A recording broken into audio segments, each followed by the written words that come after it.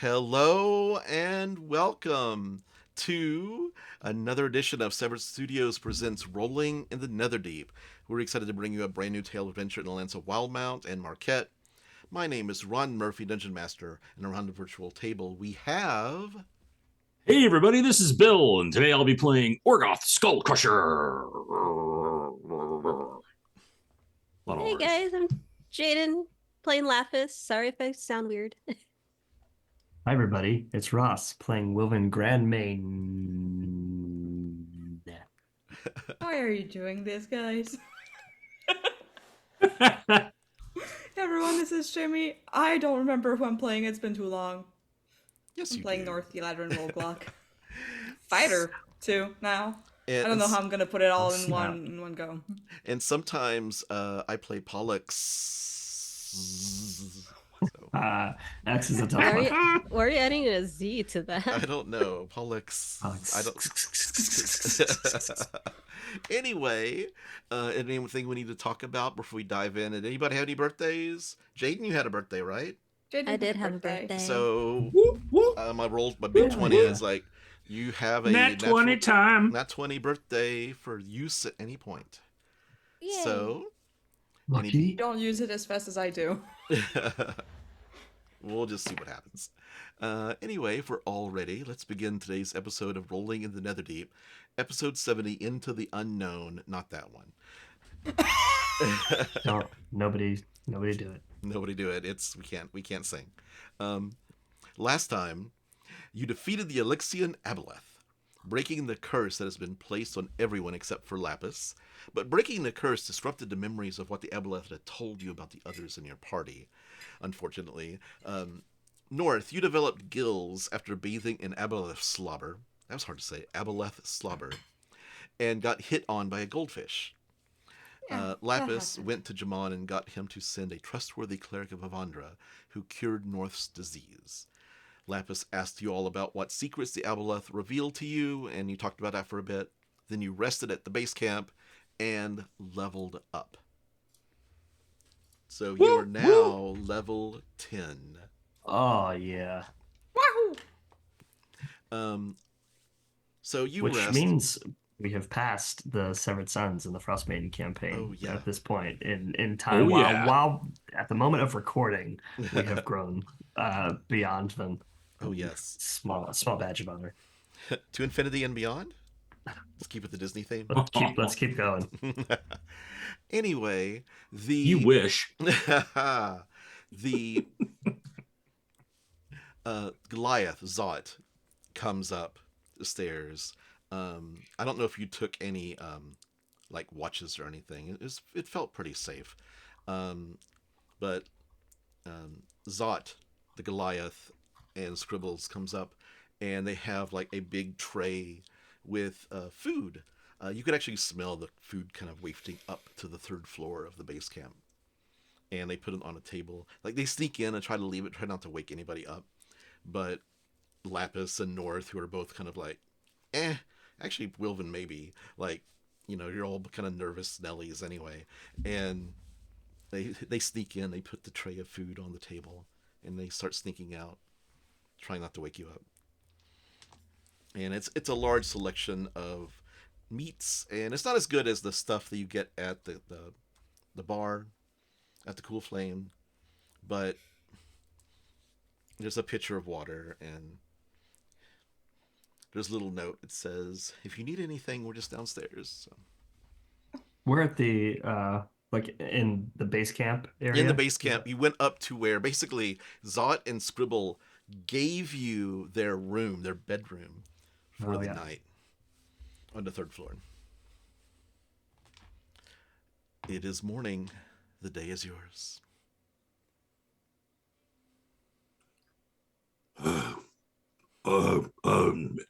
Well, I feel pretty good, actually. Best in a while. Everybody okay? Everybody good? Still pretty tired, honestly. Still in control as he taps his head. Doing pretty good. Pretty good. So back down then. Through the big scary red portal, you mean? Well, yeah, but I mean the big fish thing's dead though, so that's good, right? That helps. Mm-hmm. There might be more big. Yeah, there might be more. There could be more, yeah. Moral of the story, we've got to be prepared for just about anything down there. And as we get through the portal, we have to be prepared for literally the unknown. I've got no concept of what's going to be over there. I don't know. Like I feel great. I feel like stronger. I feel like I don't know. Like I don't know. We really bonded fighting that thing. I feel ready. That's good. That kind of confidence might be exactly what we need to push us through. Do we have enough supplies, though? We should, right? I guess. Wilvan takes out 2 greater healing potions and 3 regular healing potions. Just he holds them out as transparency and also his stash. I got 3 greater and 4 regular. Plus a bunch of water breathing, but right now it's not like we need it. Yeah, I got the water breathing, and I got 1, 2, 3 potions of greater healing, so that should be fine. I just have 1 potion of healing, but I have a superior, so. Why don't you take some of these? Oh wait. No, how about you get 1? Like, I got 4 regular potions. I got 4 as well. I got a lot. That's gonna be bad if we need all these. But better safe than sorry. Yeah.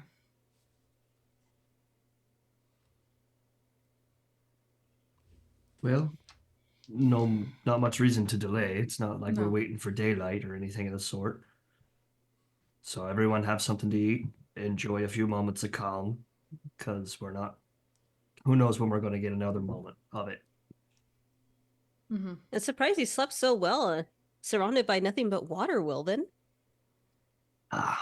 The danger of drowning seems to have dissipated, so to speak, for most of us. So, and truly, if anything bigger than the aboleth comes along, I would have imagined it would have killed the aboleth by now. So maybe we are safe for the time being. Hopefully we are. Hopefully. Wilvan digs into some of the meats, little toast. Yeah, it's just basically like a little charcuterie kind of plate. The best that they could do with their rations. Little Capicola. Stick to the cheese. Mozzarella sticks, Murphy's mozzarella stick. Oh yeah, I bet if you put some like breading around that and then cooked it like in really hot oil, that'd be good. You hear some footsteps coming up that don't sound like they don't sound like the Kinku or the Goliath, like heavy like the Goliath, or like light and scritchy like the Kinku. Wilvan stands up with it and holds a breakfast sausage at the door, like one of his daggers. Just kind of instinctively. And the headmaster, James Kyron, kind of Sorry. You came in so quickly last night, and we haven't had a chance to speak. You did not really tell me much of what happened. I feel like the price of going down there has just gone up. Well, go into detail. Do you know what an aboleth is? I do, actually. Some creature, some with great mental abilities. We came back quickly. We had to kill one. Congratulations. I hear they're quite powerful. And that was on our side of the portal that had already made its way through, and it was already in your waters down there. So what are your intentions for today? You did not return to the surface. Well, still work to be done, right? Because we got to go try to close that portal. So you're going to head inside? That's like the big payday. That's right. That's the goal, right? In my book, yes. We came back to lick our wounds briefly, if you'll allow it, but yes, that's where we're headed. I do not think I could possibly stop you from doing anything you wanted to do, but you have become quite a powerful little adventuring group. Are you sure you don't want to throw your lot in with the allegiance of Allsight full time? I feel like the response hasn't changed, at least on my side. I had to ask.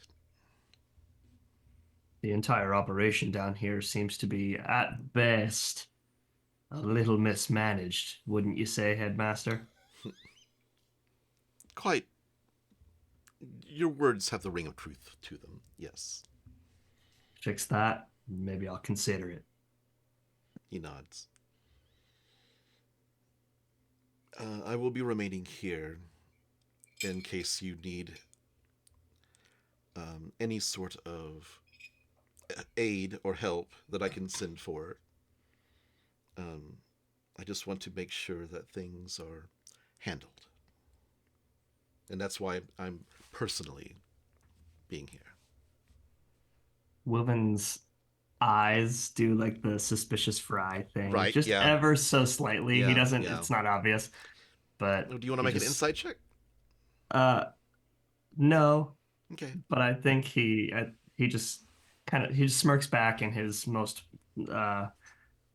political way. He says, "Thank you so much for all the attention." He nods. Well, I won't keep you. I know that you have preparations to make, so I will be downstairs if you need anything. Then he nods and just walks the rest of the way down the stairs. He kind of just opened the door, and because it's basically just like a doorway to the balcony around. It's a balcony that goes all the way around a central well, because you can actually look down and see the first floor from the top of the third floor. Is there a door? There is a door. Shut There is a door to shut, kind of like for privacy, for the bedroom kind of area. But Wilvan casts Mage Hand from where he's at to shut the door. Okay. And once it's shut, he turns around and he says, "I am not sure how much I like him or trust him." You've not really dealt with him that much. Mostly you've dealt with the other guy. Yep. The goblin before. He's a little bit hoity-toity. Well, he's nosy, and Yeah. he wants to hold all the cards. And he obviously is not. Someone who wants the cards might be a shark, so we just have to keep our wits about us around him. Make sure there's no blood in the water. What kind of preparations do we have to make anyways? I don't know. I felt like we made them all before we got here the first I'm time. sure we're all prepared. Yeah. Let's go. Let's get this over with. Okay. So If we can figure a way to get this like stuff out of us, that's Gods, probably important, please. right? yeah, for people who have just joined us, 3 out of the 4 members of the Favoured Few are infected with rudium. Everybody except for Laphus. So,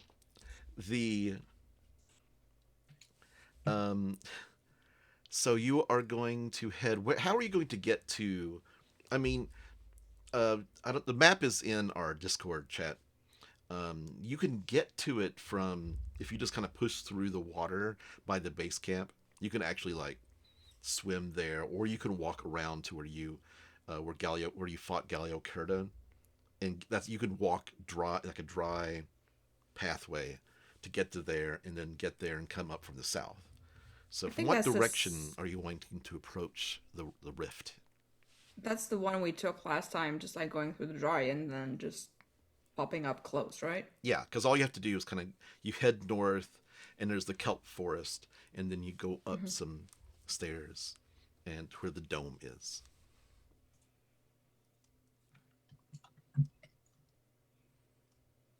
Sounds like the most efficient way. Which way? Through the water? Nah, drier. Well, that's where my vote goes. The longer we could stay out of the water, the better. I worry that it's going to be nothing but water once we get through there. It might be exactly that. If that's where this giant fucking fish came from. Yeah, inside there's no sharks in here. We're in dry land. It's good. Yeah, but All right, dryland doesn't let's stop go. sharks. We had a bullet, remember? That wasn't fun either for anyone but you who got a pet out of it. 2 I got pets, actually. 2. Jeez. So you head off through the pathways that were made by the Allegiance of Allsight, the glowing portals surrounding you, and you can hear. It's kind of like as you walk quietly through the pathways, you never really noticed before, but you can actually hear like water around you, and you can hear like the sounds of underwater, like kind of like being muffled as like something boom happened, like something bumped something big in the distance, and you kind of like hear it muffled through the water, but it kind of like that sound gets into these pathways. And about an hour later, you appear at the destroyed library where Galio Curta was defeated, and you are ready to press into the water. You're muted. No turning back now. Fuck yeah, let's go. Okay. Okay, let's do it. Okay. You press into the water. You press through the field. And you press through, and suddenly you're wet. All of you can breathe underwater because of either rudium corruption or the Jewel of 3 Prayers. And you work your way through the... give me a second. You work your way through the kelp forest.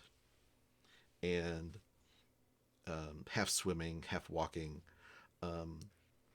you see small fish. Like, some of them look dangerous, but they're like real tiny and have little sharp teeth, but they swim away from you. They seem more scared of you and swim back into the kelp forest.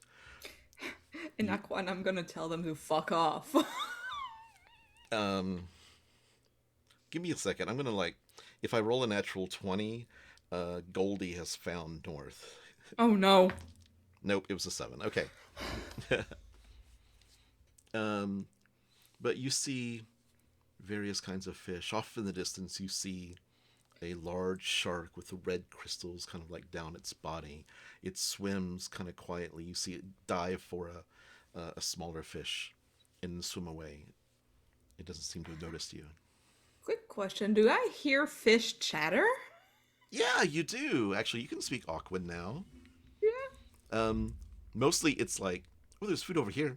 Oh, food over here. I think we can breed in this pit right here. There's a hole here. It'll make good breeding grounds. It's basically eating and breeding. Yeah. So I says to the guy, I says he's my favorite laundromat. He's the best guy in town. Oh god. It's like, What do you call a fish with no eyes? A fish. That's not funny, John. Don't be cracking jokes like that. Also on the way, you did see the sea elf who was, and you actually see Laphus. You saw about 10 or 15 ghosts at the bar where she was tending bar, pretending to pour drinks. In her mind, she's pouring drinks, but you just walk past. She waves at all of you as you walk through the passageways. But you press into the water. You go through the kelp forest. You come up the stairs, and amid the ruins of this sunken palace, in front of you is a gaping rift, pulsating with sickly red light, black energy swirling with oily colors, shimmering and hissing inside the opening of the rift. Glowing spines of rudium sprout from its edges, forming a jagged, partially intact dome around the space. What do you do? That's where we're gonna go. That's the spot. Yeah, I'd say that's the spot. North, you don't hear any fish talking at all, like where you are. There's It's just quiet, strangely quiet. no fish life around here. Around this gaping and pulsating hole. Nothing. I'm just reading what the description is. That's what it says. Do we want to go in individually, or do we want to maybe I think we leash can all ourselves fit in the together? gaping and pulsating hole. Sure, but do we want to create some sort of a leash or some so we don't lose each other on the way? How close do you get to it right now as you're talking? Good question. I have no clue. 20 feet away? Okay. 20, 30, yeah. That's safe. Okay. Oh, well, we've got some rope, right? So we could tie like a lifeline between all of us. Just worst case scenario, this thing spits us out into 4 different timeline dimensions. Gods know what. Let's. Oh, yeah, rope will totally save us from that. So we should Listen! use rope. Listen! What? No, seriously, that rope is a strong rope. Oh, you smart ass. You're absolutely right. Yeah, let's do it. Let's tie some rope. Let's go. Like, give me that. And Wilvan ties it around his waist, looking at Orgoth like with a shut your fucking face look. Is like, okay, look, I'm tying it. I believe in it. I believe in what you're saying. I'm tying it to me. If this To works, you. I'm never gonna let you hear the end of it. So Wilvan's tied to Orgoth. I'm gonna get this Wilvan. Let's. Who's tied to Orgoth? Like what order are we tied in? Orgoth will be in front because he Okay. can suck up the most damage, and then Wilvan, and then who's next? I think Anybody else tying on? use part of the climbing kit I got from a while ago Mm-hmm. to instead of just like tying myself to it, I'm gonna use these the clips. What do you call these? Carabiners. Carabiners are the clips, and pitons go on the Yep. wall. Yep, I'm gonna use one of the carabiners to just like tie myself to it Okay. so I can have a quick release if something bad Got it. happens. So you're tying yourself like to the rope that's in between Wilvan and Orgoth, basically clipping Kinda. it. Okay. Laphus, what are you clipping onto? I guess I'm at the end. Okay. But yeah, I'll just hold on to it. So we just- honestly, If you're all tied, we can just Yeah. pull. So everybody's tied except for Laphus is just holding onto the rope. she feels like it's not needed. Yeah. That's why I wanted a quick release as well. Laphus, what did you do with Ashes? Is Ashes wet with you? It's like underneath the Yeah, water with he's you? still he's basically biting down on his tail, kind of like Ouroboros, and just like Yes. around her neck. Got it. Okay. So you start approaching north. You hear a voice coming from you. It's like, oh yes, take me out. Use me to open this. You know you want to. You need it. You need it. And then suddenly, the jewel starts glowing white hot. Laphus, you still have it, right? And you've got it underneath, kind of tucked in somewhere. Okay. Yeah. It starts burning. Like you Am I seeing like the water around it bubbling? well, yeah, a little bit. Yeah, it seems to be putting out radiant, holy energy. This fucking hurts. Yeah, you take 1 point of damage, Okay. and suddenly the axe shuts up, almost like the light completely. It's like boom, shuts it down. And as you get closer, Laphus, you get within 10 feet of it, and Orgoth, you're right on the edge of it. The holy light explodes, boom, out of it. And you see the field just kind of crack and suddenly like tremble and explode out. I would like everyone within 60 feet of the rift to make a charisma saving throw. Hold on, I gotta check out. Exhaustion level 1.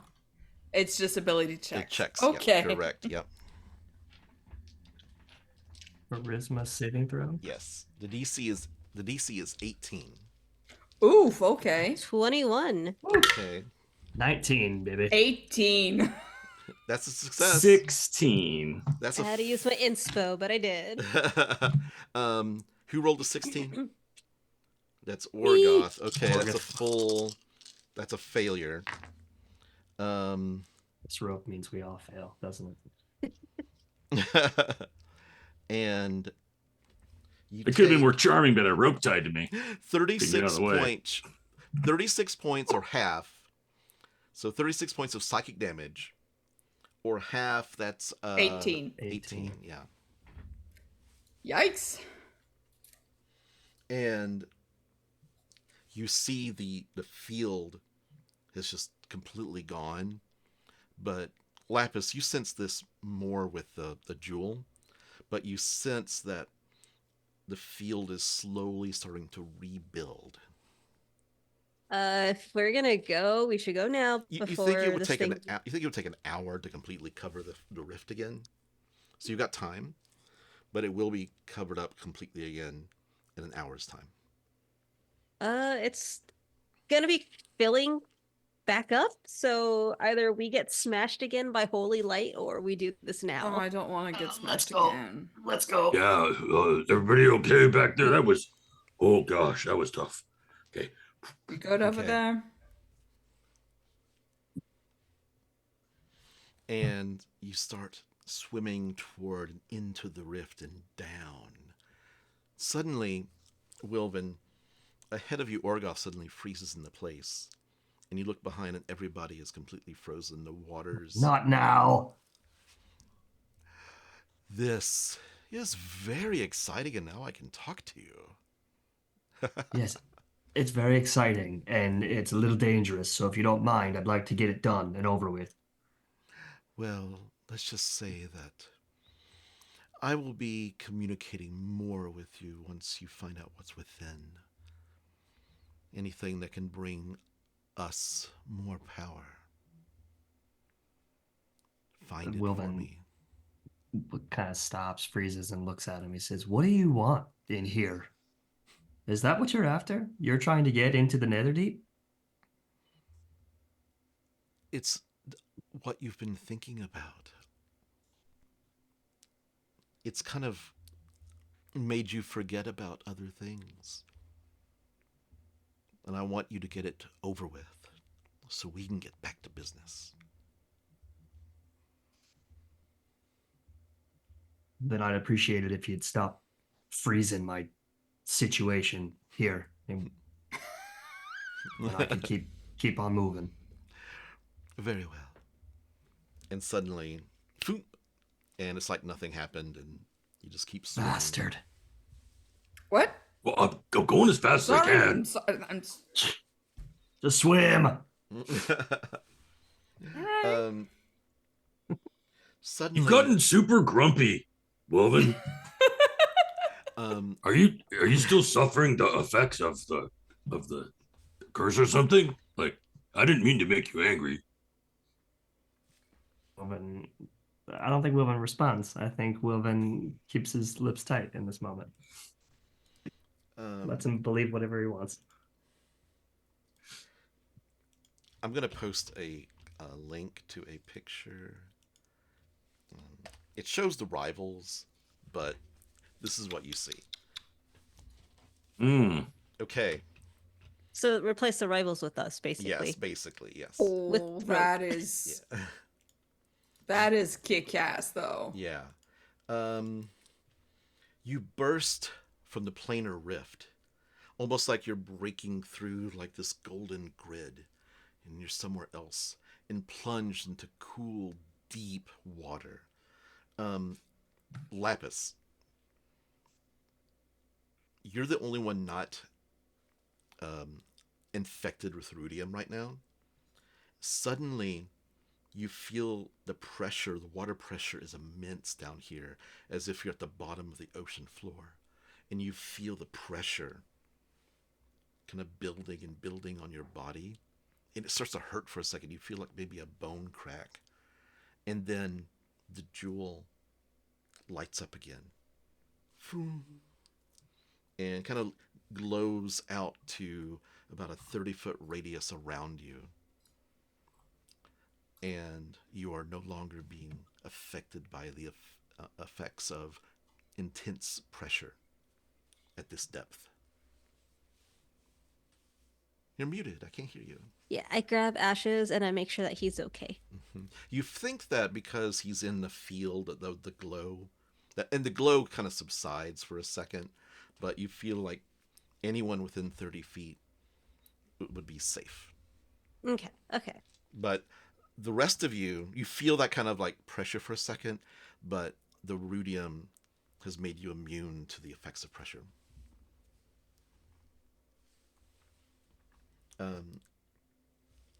As you are descending through the darkness, you find yourself suddenly floating 10 feet above the floor of a cavernous pit, the rift at your back, still open, still glowing red, tinged with the red crystalline teeth almost of the rudium crystals. Two enormous statues have settled into the seafloor at awkward angles, as if they fell and kind of just rested at a weird angle from somewhere above. Each statue is missing its head, and one of the statues has an outstretched hand that looks like it might grab anything that gets too close to it. Covering the statues and clinging to the walls are crystalline tendrils that shed dim, eerie red light. A 10-foot high tunnel at floor level leads out of the sunken chamber, which has patches of seagrass growing everywhere. Everybody roll perception checks.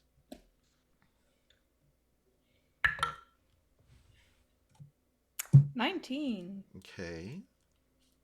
And that's 21. with, I have disadvantage, but advantage, so. Okay. 22.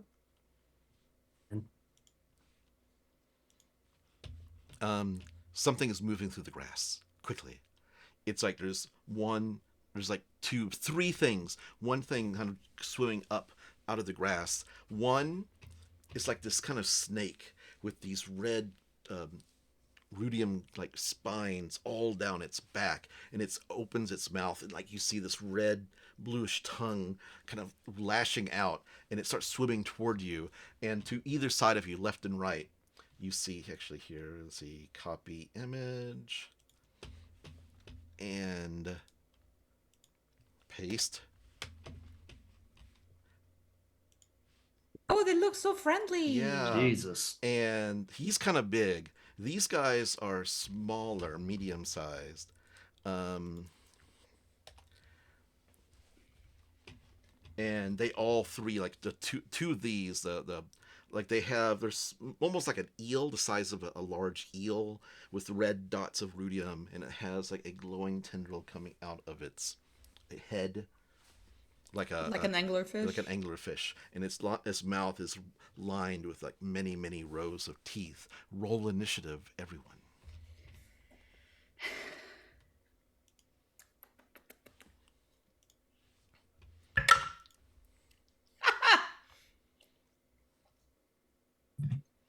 $16. 16 for Orgoth. North, what'd you get? I have to roll one of these saves because I got another nat 1 for an 8.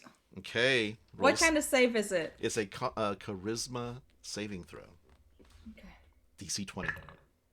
No, one more level of exhaustion. We're doing good. I'm back to 2 levels. Okay. So a 1 plus, you have any pluses for that? A 7. You have an Yeah, additional so bonus that's of 8 7? still. So 8 still, yeah. Okay. Laphus, what'd you get?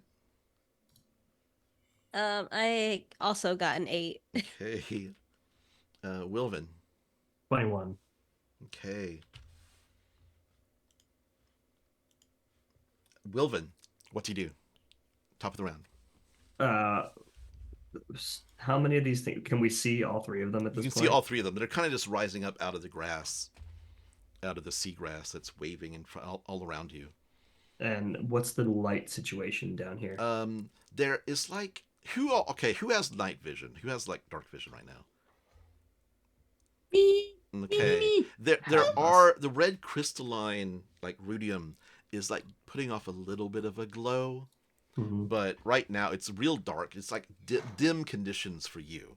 Like you can't really see very far. Same for you, Laphus.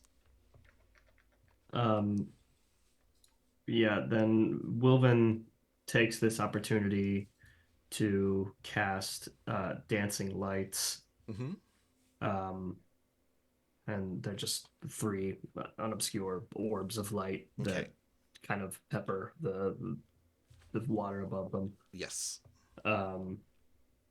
And as a bonus action, he's going to his hand brushes by his drum, giving, we'll say, actually, let me roll for this one because nothing's happening yet. 1, 2, 3. It's gonna be Laphus. It gets bardic inspiration. Okay. That's it for me. Okay. Anything else? Wilvan. That's it. Okay. The 2 eel-like creatures, like the 2, they swim to the side.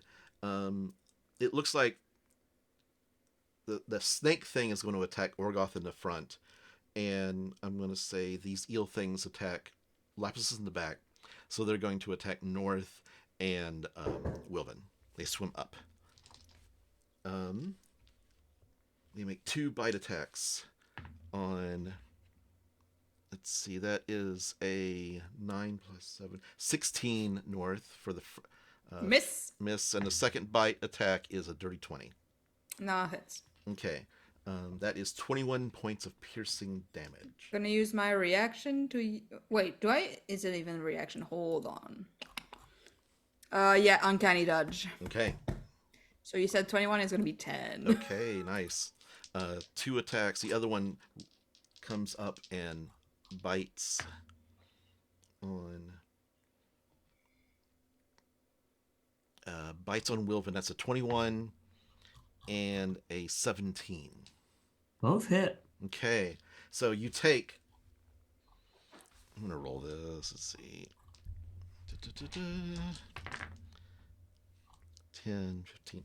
18 points for the first one. Oh. And 15 points for the second one. All piercing damage. And as a bonus action, it kind of like... Let's see, what's the...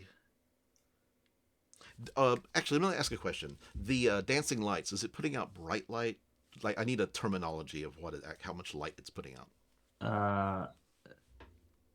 Dim. It sheds dim light. Dim light. Okay, so nothing happens. Okay, thank you for that. And it is Orgoth's turn. So I'm going to take a quick look back and see how Wilvan looks. Yeah. He's bleeding. All right. He's up. He's standing up, but he's bleeding. All right, Wilvan, be careful back there. I'm gonna try to take care of this big thing. And as I start moving, I'm gonna like reach down and pull the rope off, so I can get more room. Okay. And I'll swim up to the big giant The snake thing in front of you, or rudium razorback, Yeah. purple-tongued, hideous snake yeah. eel thing. Okay. And bonus action, I will rage. Got it. Says, All right, come on, time to dance, you big ugly bastard. and he's gonna swim up and just like propelling himself as fast as he can, like, you know, fist out, Mhm. gonna try to bonk it in the eye. Okay. Just told one Roll time the that's hit. what you do to fish. I'll roll the hit. Let's see here. 10 plus 9, 19. That hits. I mean, it's not hard to hit. It's like, Yeah, it's just gigantic. yeah. So that will be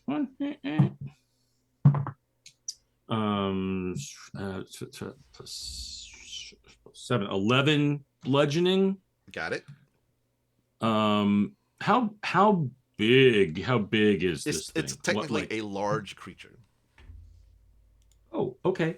Well, I'm gonna then when I hit it, I'll use my crusher Feet. feet, Okay. and I'll push it back 5 feet from me. Okay. It kind of like flows through the water, like away from you. Yes.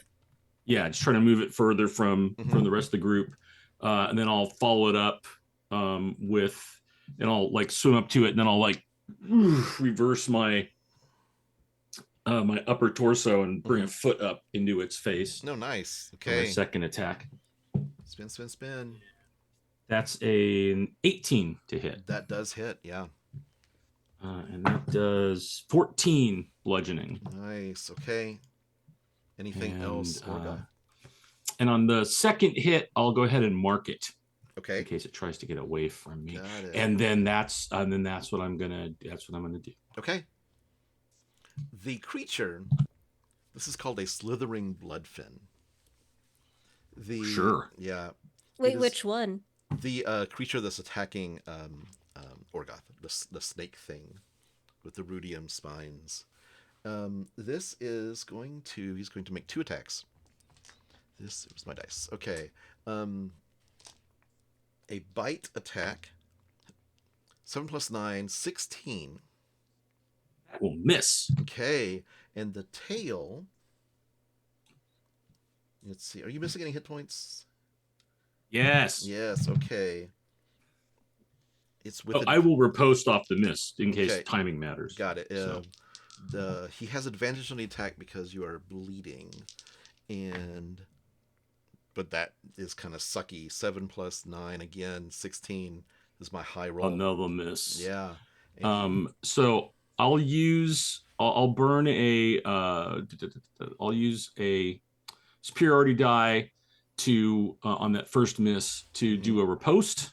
Okay. So I get an attack against him, and I rolled a 21. That hits.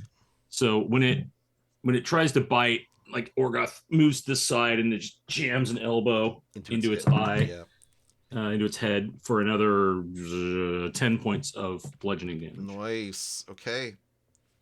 And that is all it can do. It is. Who wants to go first? Laphus or North? Does it matter? Doesn't matter. I Laphus don't has think it bardic matters. inspiration. Oh yeah, I do. Yeah. Let's Maybe- go with that. It put Laphus first in my grid. So, Laphus, you go. I All right, rolled I'm a gonna nat one anyways. Yeah. I'm gonna attack the one that attacked North because it's right there. Got it. Okay.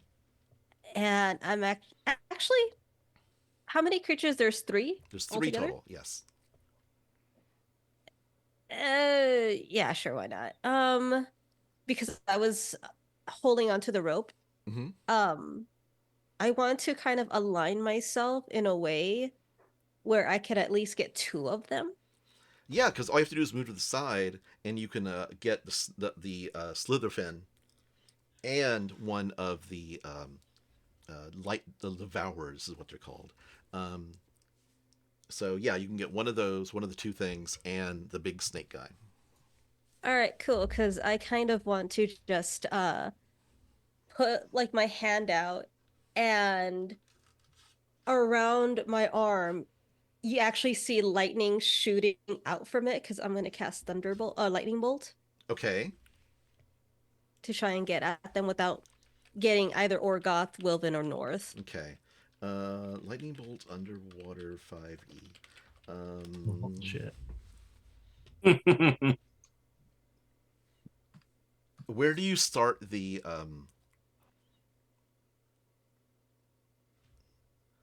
Well, that's why I wanted to move. Yeah. I'm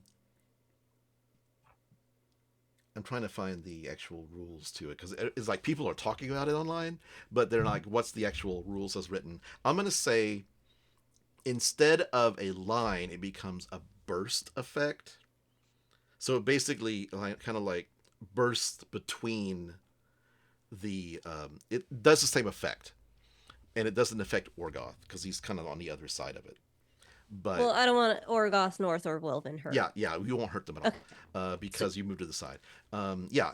But instead of like a line, it becomes kind of like a phew, big radius effect. So there's like sparks in the water.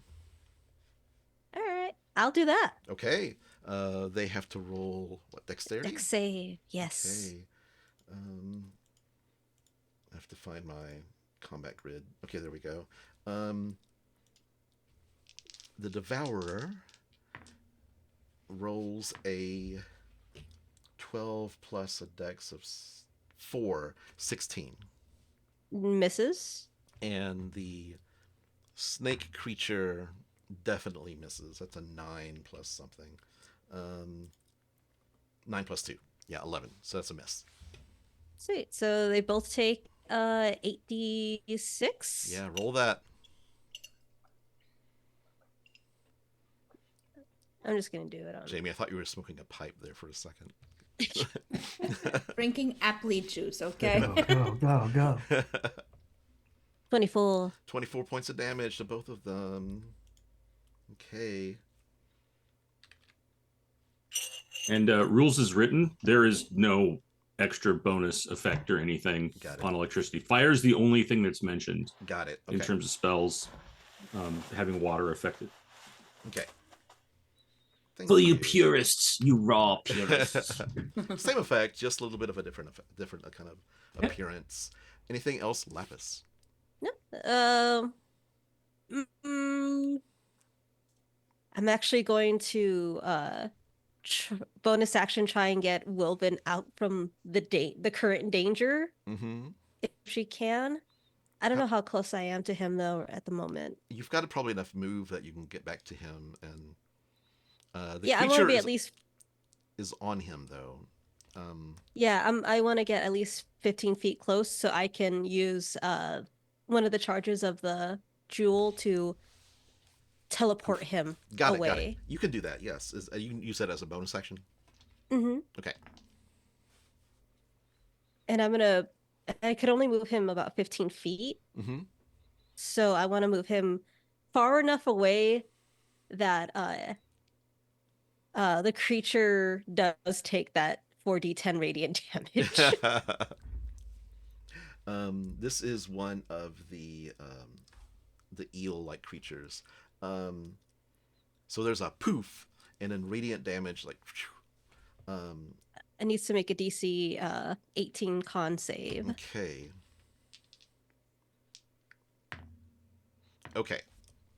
It fails the roll, but it's immune to radiant damage.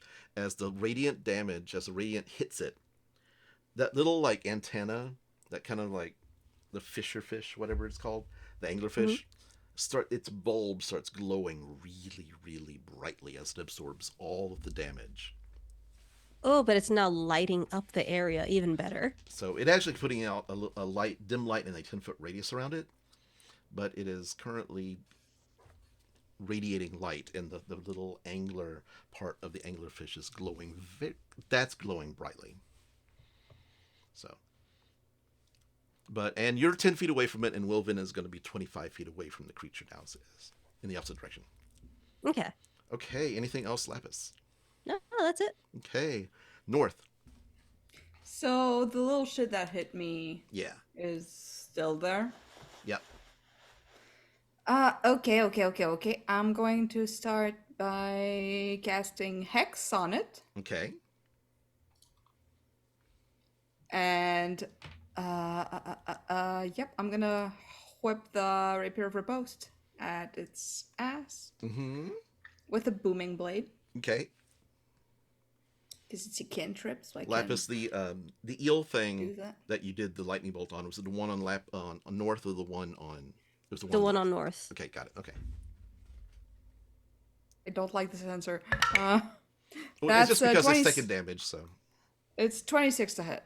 Okay, that hits for sure. Is it in melee with anyone else?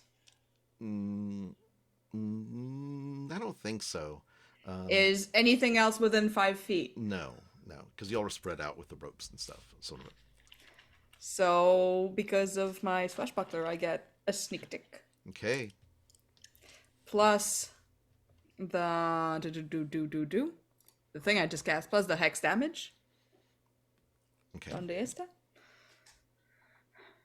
Let me just check. Okay, so there's... Oh, I have to choose one ability when I cast a spell. Disadvantage on checks made with that.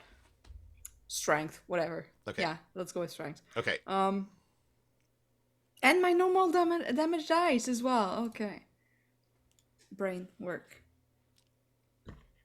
So normal max piercing damage for 13 piercing. Got it. Wait, no. 14. Okay. Then the sneak attack damage, which I rolled shit, so that's like 7. Are you serious? Oh man. Yeah. And then necrotic damage for the hex is a big ol' 1. Okay. The creature kind of like you managed to like pierce it and like really close to its eye, and it's like kind of like shrugs away from it. It's like ugh. Anything else north? I use my bonus action, my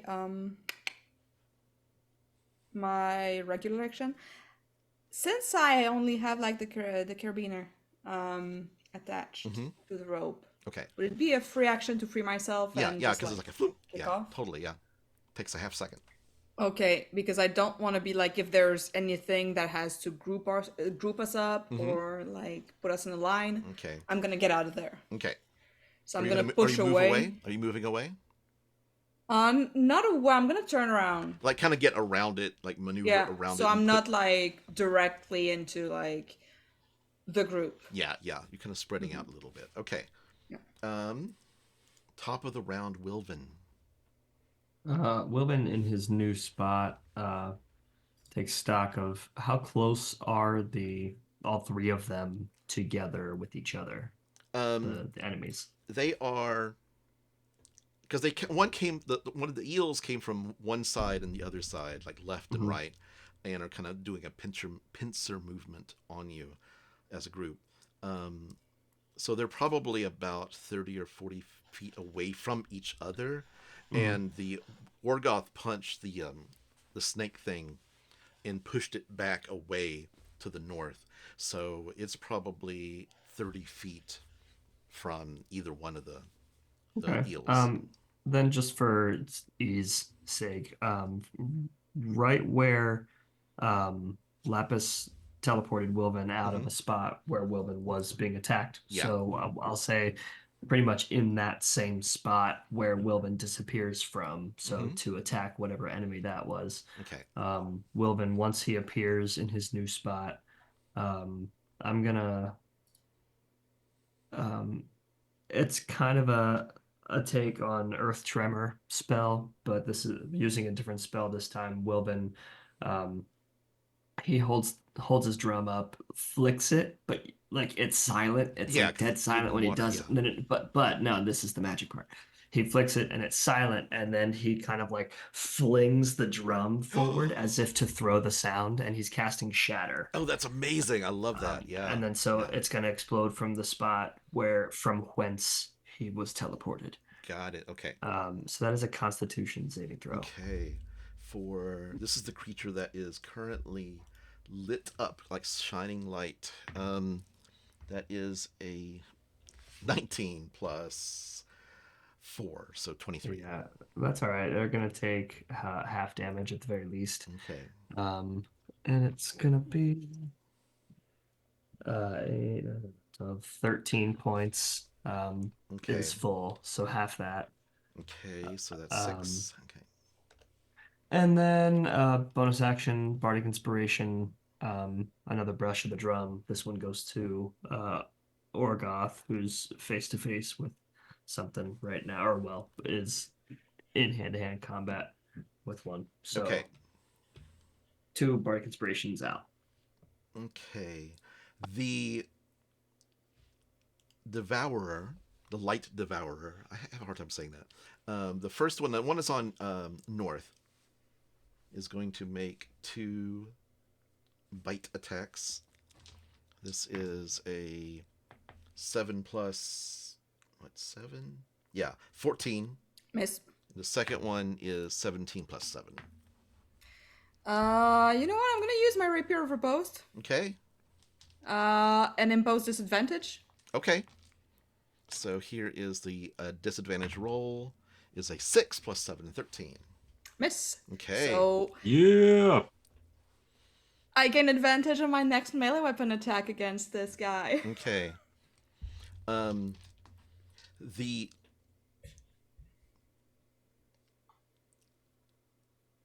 Okay, this is what the other Devourer is what's going to do. It is a 20-foot radius. It's going to swim a little bit toward Orgoth, putting itself between Orgoth and Laphus. And suddenly, as it's swimming there, it releases the light in its body in a 20-foot radius sphere, affecting... Question. Yes. Which one had the light? The one on Orgoth? The one that was on Wilvan and Laphus. So this is not the one on North. In North, you're not in this radius at all. Okay, cool. And kind of light goes phoom, out. I need you, Laphus and Orgoth, to make a Constitution saving throw.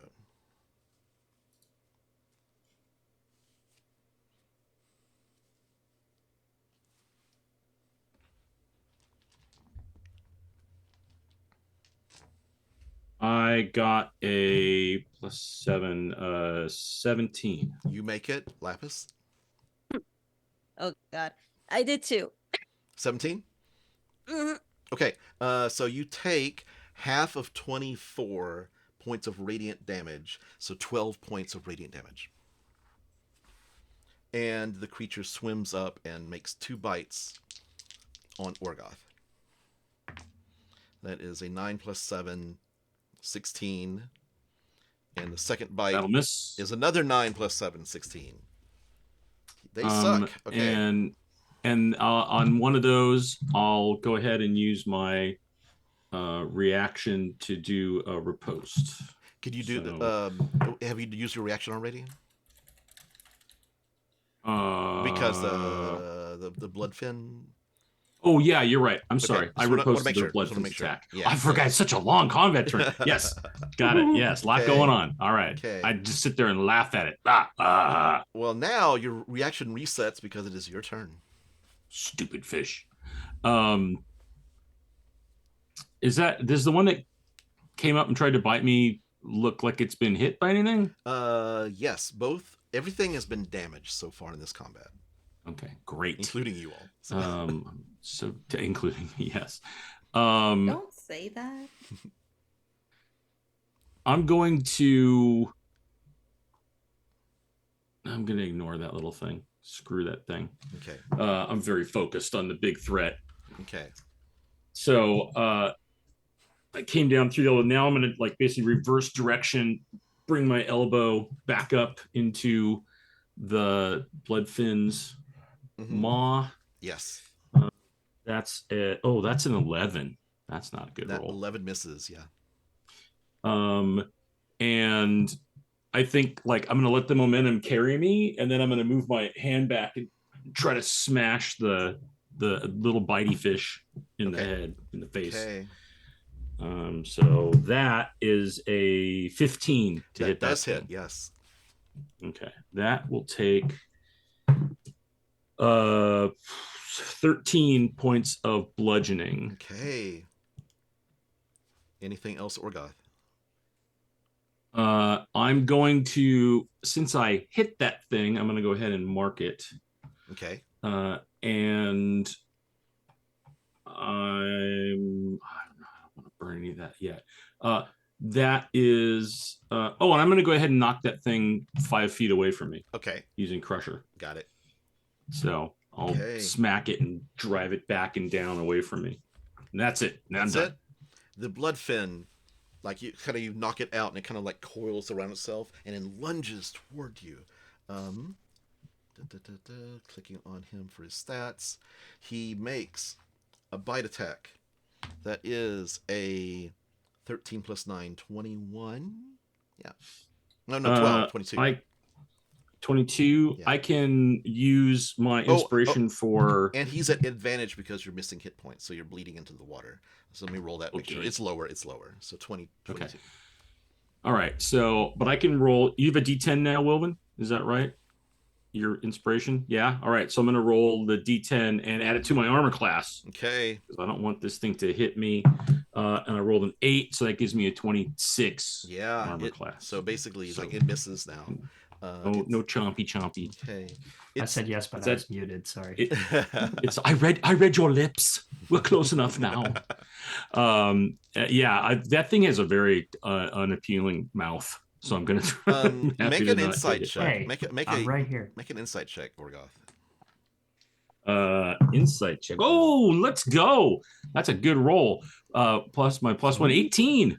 The way it's attacking you, it's trying to get a good bite on you so it can swallow you. Oh God, yeah. Hey, Orgoth, don't let this big snake thing get a mouth on you. I think it's trying to eat me. The tail rolls a 23 on that attack. That's a hit. That is a hit. Let's see, 5, 8, 12 plus 5, 17 points of bludgeoning damage from the tail. And it is Laphus's turn. I'm going to riposte with my reaction to the big thing since I have that. Okay. That'll be a 19 to hit. Mm-hmm. Which lets me do 3 plus 7, 10 points of bludgeoning damage. Okay. Basic math. Okay. Laphus. Okay. Seeing as that radiant damage went against us, not going to do that again. But I'm going to cast there's only 3 of them, but that's fine. Whatever, it's fine. She's going to take her place her hand out and cast slow on all 3 of the guys. Okay.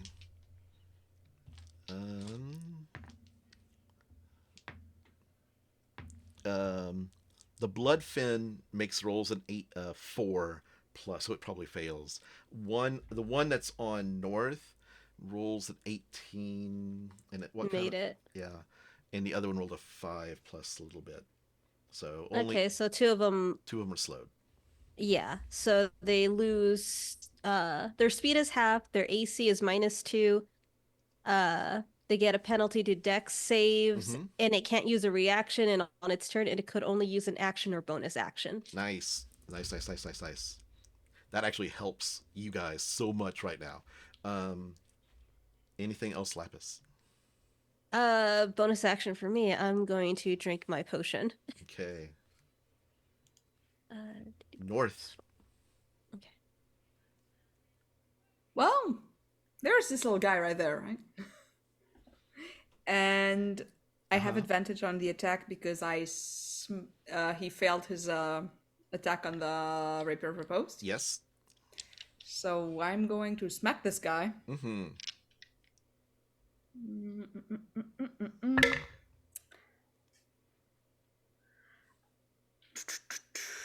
Dirty 20. Dirty 20 hits. So with advantage, I get my sneak attack, and he's also hexed. So Okay. let's go. 7 piercing from the regular damage. Okay. 9 piercing from the sneak attack. Okay. And 3 necrotic from the hex. Okay. You are stabbing at the same spot you attacked before, and just like blood starting to like into the water. Anything else north? Well, that was my action. I still have a bonus action. Go. I'm gonna smack it again. Is Okay. it slowed? Yes, it is slowed. Does it mean I have advantage? No. The one that's No. on. Which one did I say? Laphus was the one that made the saving throw. No, it was one on me. It was the one on you. Yeah, it was the one on north. It's not slowed. Yeah. Okay, it is not slowed. I'm still gonna attack it again. Okay. That's a. Hold on a second. No, it's not Hexblade's Curse. So, that's a natural 19 for 29. Okay. With a Fucus, and now because I'm a Yes! fighter, Bring it! Bring it! because I'm a fighter, Okay. I also add my dexterity bonus Okay. to my offhand attack. Okay. Nice. And I'm very glad I can, because that was a 1, so that brings it to a 6. All right. How many points of damage? That's another 6. 6. Okay. Excellent. Okay. You're doing some serious damage to it. Wilvan, your turn, unless North has got something else up her sleeve. I'm all done. Okay. Wilvan. So Eel is on Orgoth. There's an angler on North, and The snake, the snake is on Orgoth as well. but I've got the big snake and one of the angler you got 2 eel Great. things. Yeah. Cool. I'm honestly Then doing all right now. Wilvan, from where he's at, he's gonna take a deep breath, take out a potion of healing, uncork it, bonus action. Mm-hmm.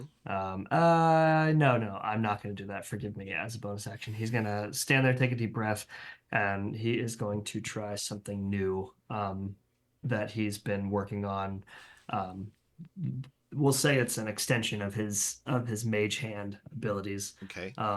But he makes sure he takes off the glove of his tattooed hand, and he brings his hand up, and from it appears a large hand of shimmering translucent force. Mm-hmm.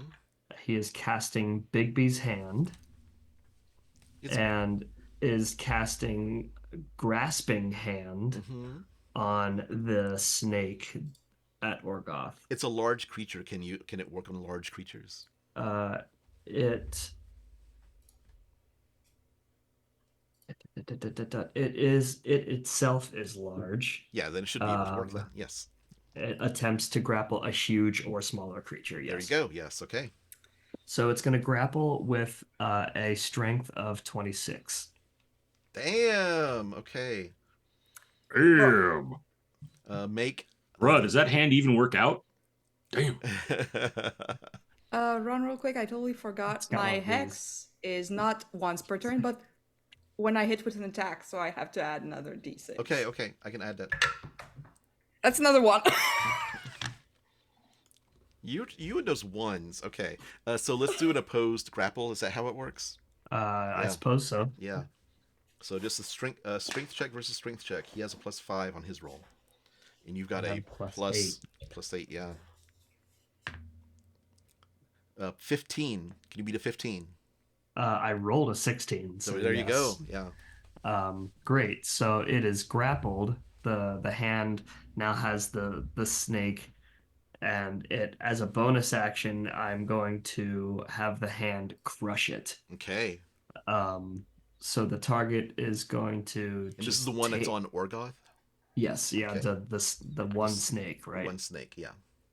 So it's gonna take 2d6 plus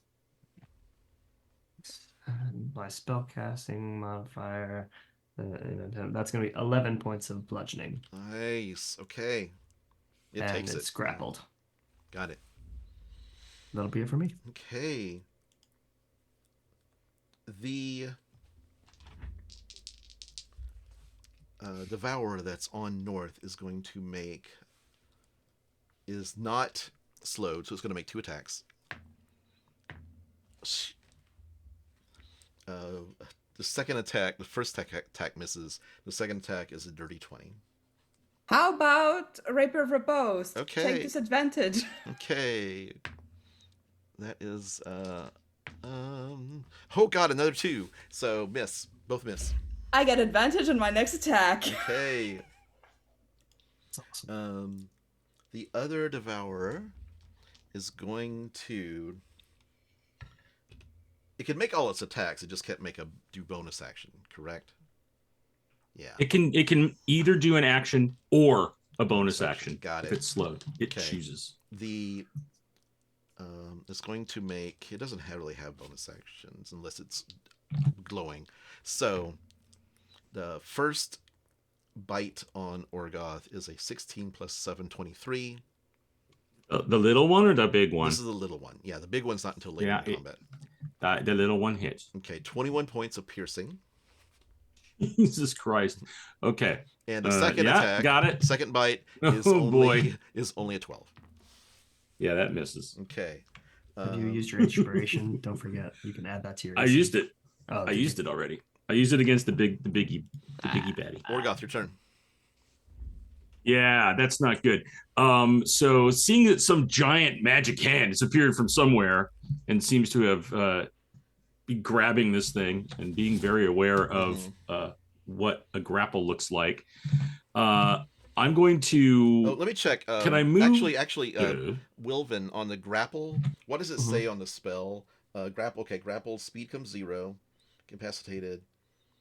Right. Okay. Can't benefit from any bonus. Got it. Yeah. I want to make sure it doesn't have disadvantage on the roll because of the grapple, and it does not. So okay, everything's fine. Okay. Cool. Can I move out of range, like out of melee range from the bloodfin, but not take a attack of opportunity from the little thing? Like, is there a way to shift around? It's grappled. It can still make attacks. It just can't move.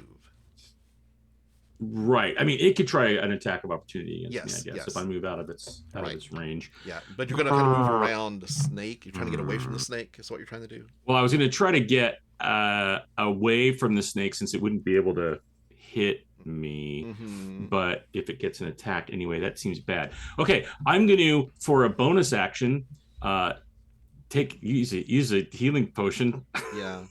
It doesn't look super good right now. Taking into account you're raging, right? I mean, you're not. You should be taking. Oh, I didn't know what that. Well, this is the first time I've taken any. I haven't been taking that into account. You're raging, so you take half damage, right? Or that, yeah. Okay. Well, I have more hit points than that. Well, I'll give myself. What did I just take? I don't even know what the hell I just took. I just took 21. Yeah. So. All right. It'd be half. So. I'll apply it because. I just want to make sure you're going down really fast, and I'm like, you're raging, aren't you? I am. I forgot that I was raging. Okay. So, I'll here. Look at me being a nice DM. I know. Well, thank God you remembered. I even have it written down like I'm raging, and I'm just like going like 21. Well, when the triple-digit hit point fighter is already at 20-something hit points, I'm like, yeah, this is not normal. Well, who's raging? So anyway, there. I did the last two. I just have the last two attacks back up because those were the ones I got hit by. Well, because the first one was a spell. Yeah. So then I'm not going to move. Okay, fuck you then. Okay. In fact, because this big thing is hitting me, and now personally I'm pissed off that I'm not using my rage correctly. Orgoth will. You see his the blood starting to flow from his left eye, and he's like, "It's time to end this thing," and he's going to do something he's never done before, and he just you see this almost this like thrum of energy, and you could see it because it's in the water, like pulse off him a little bit. And I'm just gonna reckless attack this thing. So here goes all my stuff at advantage. So the first attack is all in the big bloodfin. So my first attack will be a 13 plus 9, 22 that to hits. hit. Yeah. And then I'm going to, that'll do max damage, 15 bludgeoning. How would you like to defeat the bloodfin? I was like all geared up to start rolling a shitload of dice. I mean, I'll take it. I'm not complaining. So I think he's like, and he just like comes down like with both fists. He's just like, you hear on bones the top of the crunch. bloodfin. Yeah, and just like cracks, like literally crushes its skull.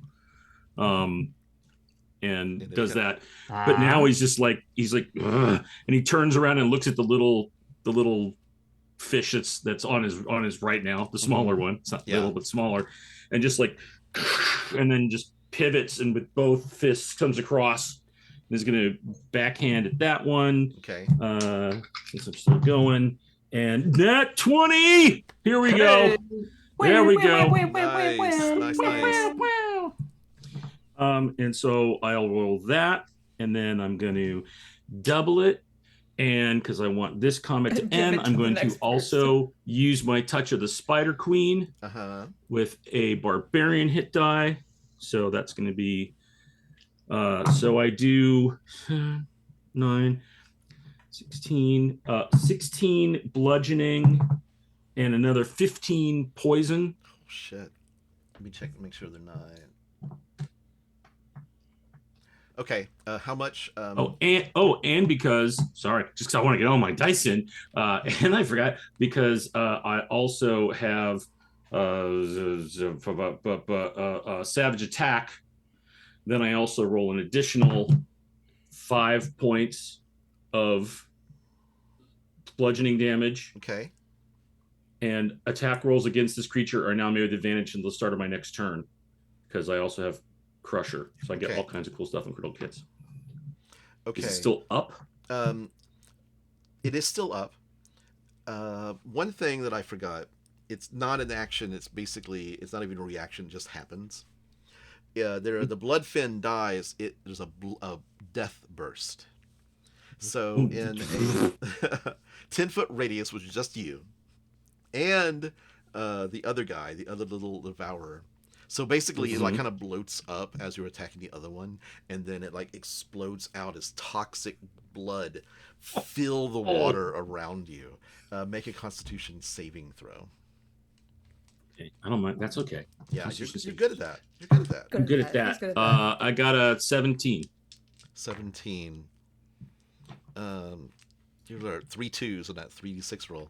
You take you make the save. You take half of 6 points on a 3d6 poison damage.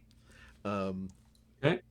And a creature inside the bloodfin falls prone in the space.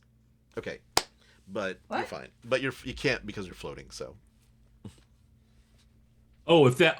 Inside the range. Okay. Oh, if it would have eaten me. Right? Creepy. Like, so if it would have eaten somebody, my God, that is so nasty. Yeah. It's called the Devourer. That's nasty. Yeah. That is nasty. Yeah. So is the Devourer still up? The Devourer is dead. That's what you killed.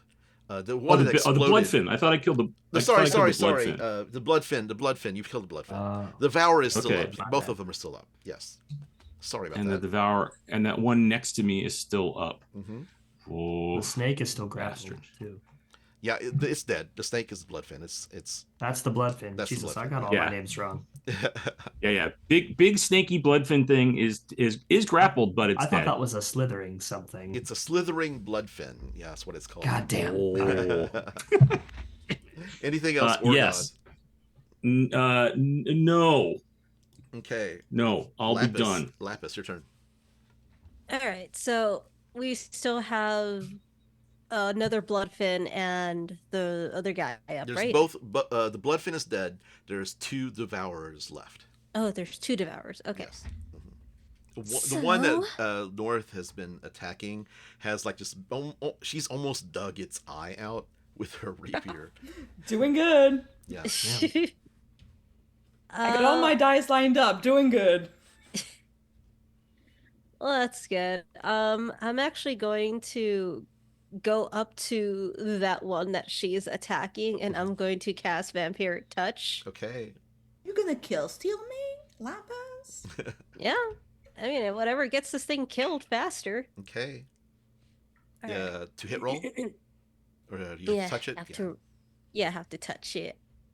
And I get +9, and then if I don't do that, then we'll use the Bardic.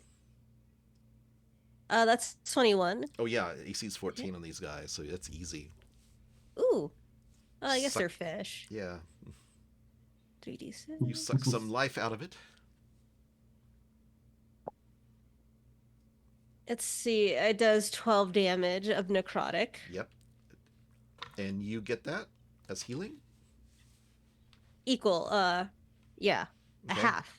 Half. So I get 6. Okay. So that's good. Yeah. Anything else, Laphus? Not at the moment. I still am concentrating to make sure that the other guy is still at least slowed. Okay. So we're good. North, your turn. I have an attack at advantage that I need to make. That's a 22 to hit. Still hits, yeah. I got all my dice. Mm-hmm. Let's go with this one. That's I'm just gonna go with the total. Hold on. Yeah, that magic number is 25, if you can get there. Magic number is 25. I'm gonna get there, I feel. So that's a 7 plus 6, so that's already 13. Mm-hmm. What's that? Oh my God, hold on. 6. So that's another 12. Wait, no. Wait, yes. So I'm hitting 25. That's hit 25. Okay. How do you defeat this anglerfish? You know what? I was digging its eye out. Yeah. Just plop, Pop.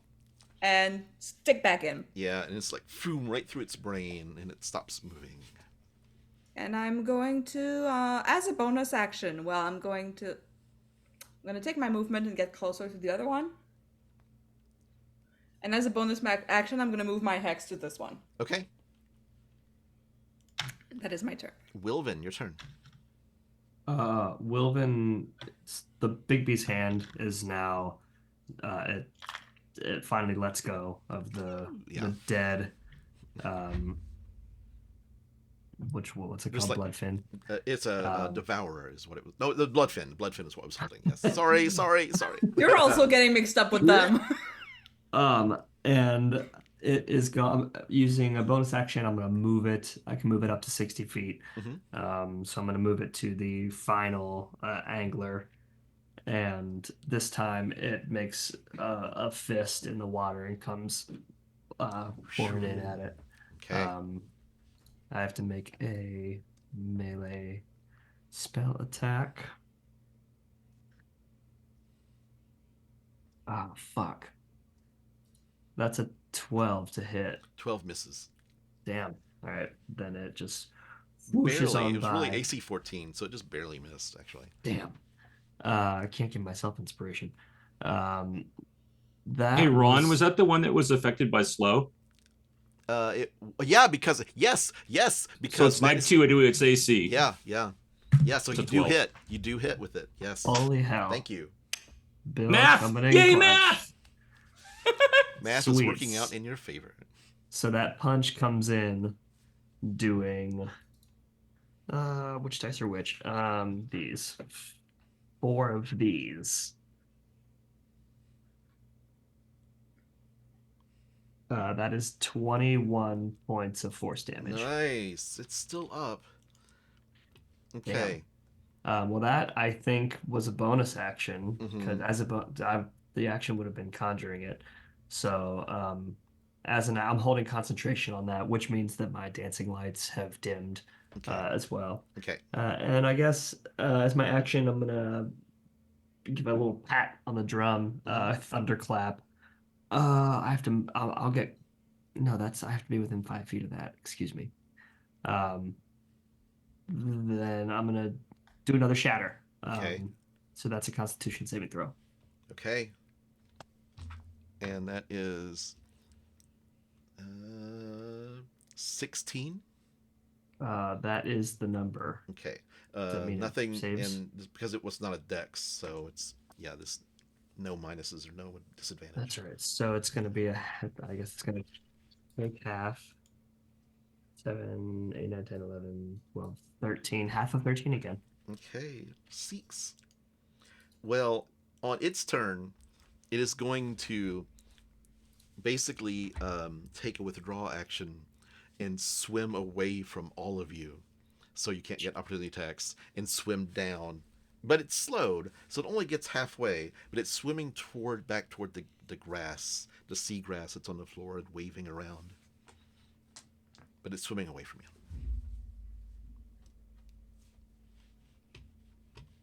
So, Orgoth, do you let it go? No. Straight, get that motherfucker. Hell no. I am going to try to remember if I can use my net underwater. I mean, it's a net and it's a fish. Yeah. So I'm gonna swim after it. Okay. And why am I doing that? I don't need to get fancy with this thing. Orgoth's pissed. He swims after it and reckless attacks, and he's just like, Oh, you don't get to go anywhere. Get back here, you stupid little fish. And he's just like throwing big paws at it. Okay. First attack is a 23 to hit. Okay, 23 hits for sure. That does 12 points of bludgeoning. Okay. And if it's still going, the second one is a 16 to hit. Does hit. And that one does 13 points of bludgeoning. Okay. And another 7 points of poison. So I'll use another Okay. Spider Queen. Go. Yeah, it's still up, but it is like thing. not. It's like you see like bones sticking out of its side. It's completely not doing well at all. It's like Action surge. Really thinking about it. I hate to burn it just to kill this stupid little thing. Do it. Though, Do it. Though, yeah, I action surge. okay. Yes. Pissed. That's then it's a 13 to hit. Okay. A 13 misses. It's an AC 14. Because is this one No, slowed? the AC is slowed, so yeah, AC. Little bitch. Yep. 13 bludgeoning. And has then 1 hit point left. Then the last one I hit with a 24. It's dead. Okay. Blend it into the water. He's like Orgoth's just losing his effing mind on this thing. And after it's dead, he's just pounding it. Yeah. Like relentlessly after that. It's like until it's just a pulpy mess. That's what it takes down here. Yeah. And the creature, the body just kind of like floats away and kind of settles down into the grass. And we're out of combat. So only one of them exploded, right? Correct. Only the snake guys exploded. But the other ones are kind of still there? Yeah, the bodies of them, yeah.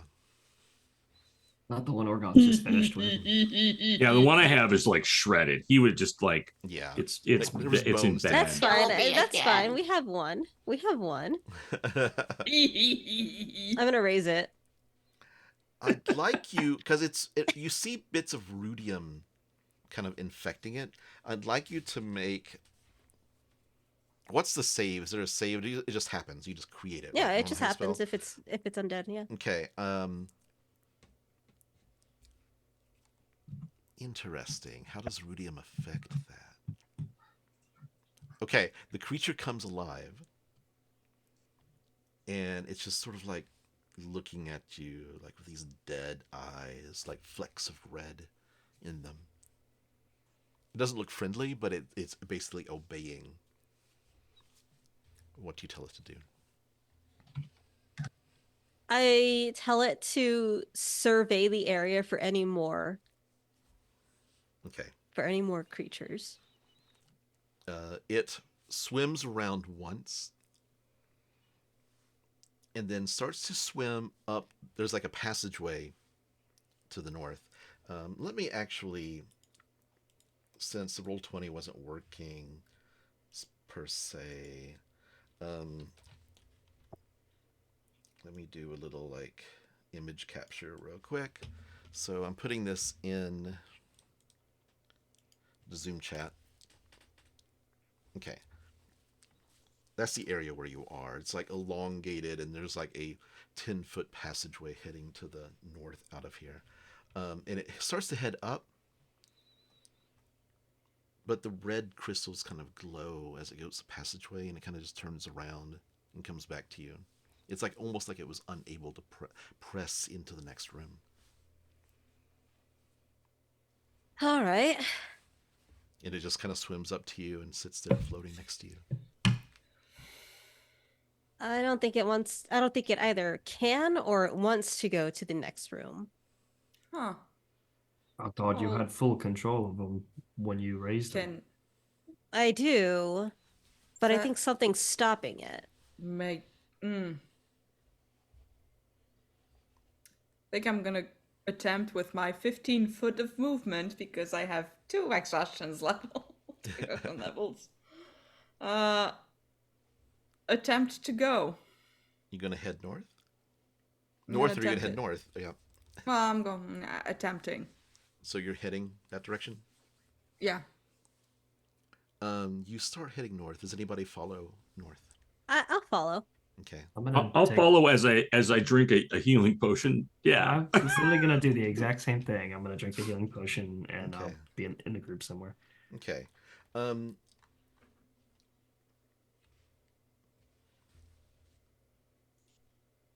I think I'm gonna chug one as well, just to... Okay. As you swim up this passageway, you hear a voice in your head. Mm-hmm. It's Alexian.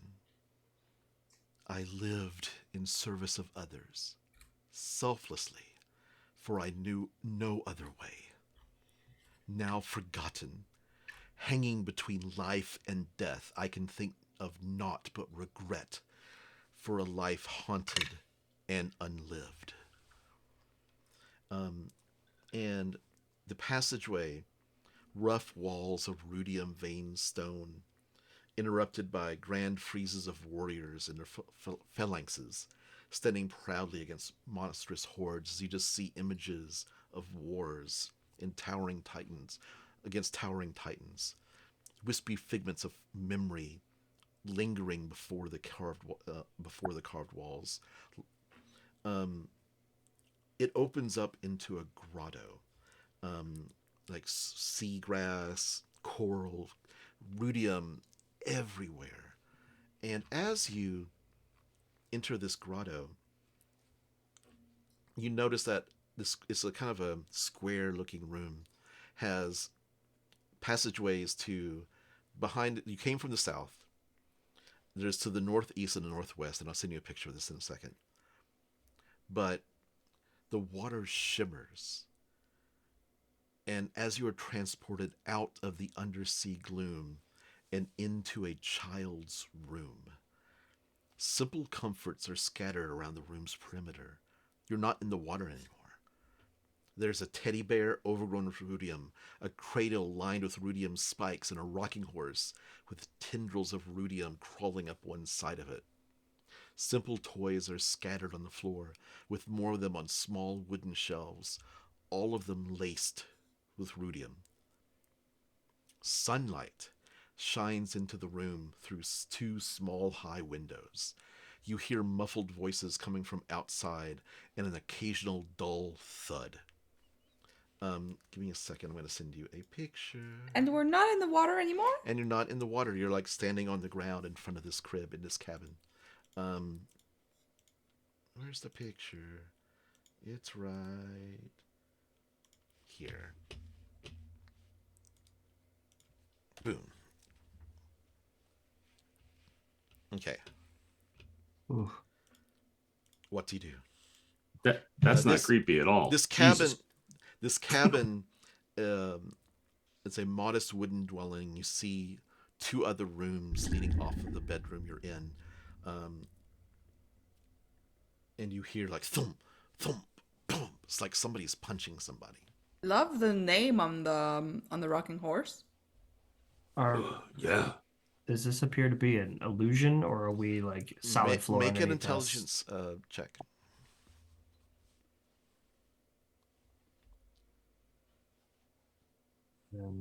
Just straight intelligence. Yep. 11. Seems real enough. Everything seems solid. The I smells are like. investigate the What are you going to room? investigate? Just the surroundings, like the crib, like the objects. Like, is there Mhm. anything like that The could as you're looking give at a the bit of rocking story? horse, you see the name Arlixian carved on its flank in common.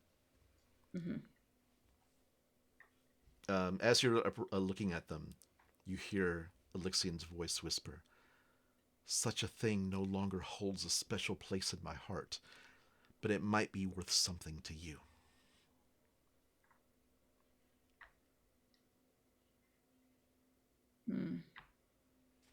Wilvan says out loud, "What is this place?"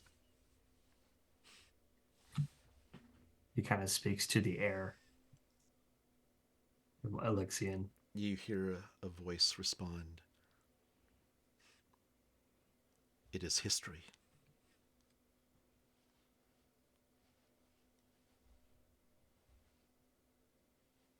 Is the cradle empty? The cradle is empty. The door to this bedroom is open, and you can see like a small little living space area and a kitchen, and also a front door beyond that.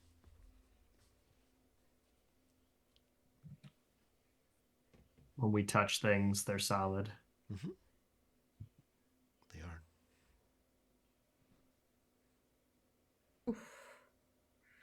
Okay, check out the kitchen, maybe. Yeah, Wilvan's gonna look for that, Yeah. the source of the sound Okay.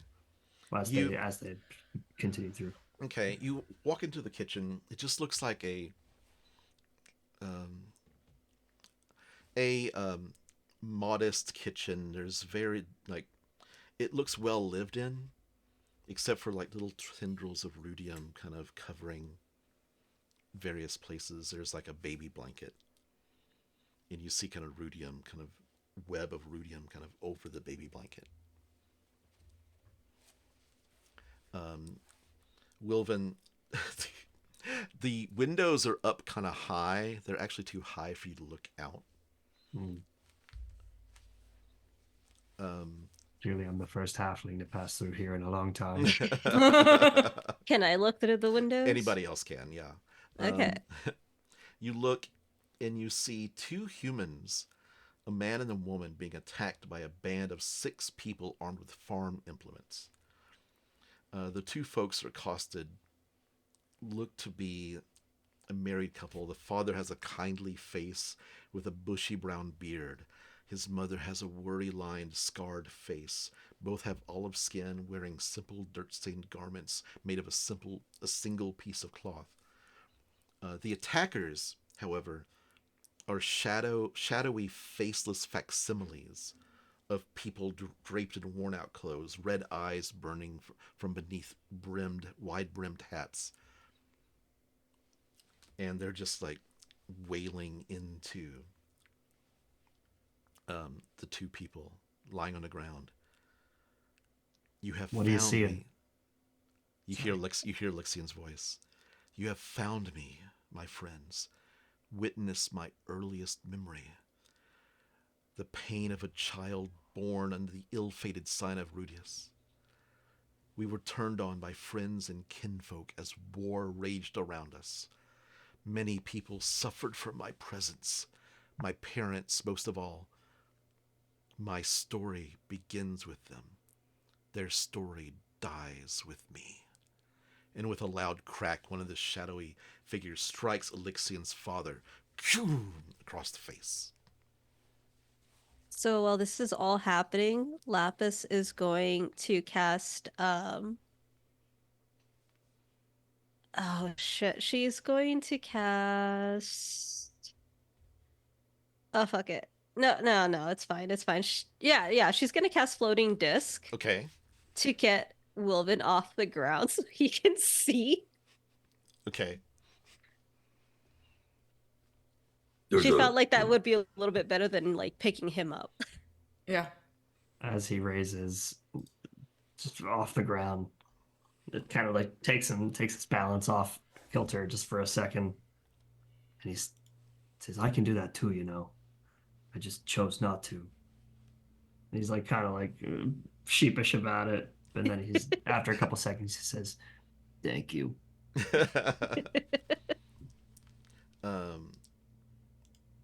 me a second. Let me get back there. They're continuing to strike. Like one of them pulls out a club and is just wailing on Elixian's mother. You hear them say, Okay, look, I don't know if this is a memory or something, but I can't sit here and watch this. You could hear It is a memory. You have brought this ruin upon us. Monsters birth monsters. No good ever comes from sheltering a child of Rudias. What do you do? Is the window open? I mean, it can be opened. And is there How a door There How is a many door. people that exits out exactly? right There here? are 6 people. Okay. I am going to carefully open the window. Just take a little seat by it, Okay. knock an arrow on my longbow, Mm-hmm. and get the one who's wailing on the mom. Let's roll initiative. It's because Orgoth is kicking the door down. Yeah, boom. Okay. Get out. Like, very carefully open the window, sneakily opening, pulling a bow, and then like boom. Okay. North. What'd you roll? 17. 17. Laphus. 18. Orgoth. That's a big door. I rolled a 6. It didn't take me a while to get that door open. Wilvan. Natural 20 with a 24. Nice. Okay. Ooh. Make sure I hit on Wasted okay. natural 20. Would Wilvan. this count as a surprise or no? Put this. I'm gonna say. Yeah, they were not aware of you, so no. You hear a voice. It's like, thank you. As you rush to attack, Wilvan, you're up first. What do you do? And this is a surprise round, so all of you will get attacks off.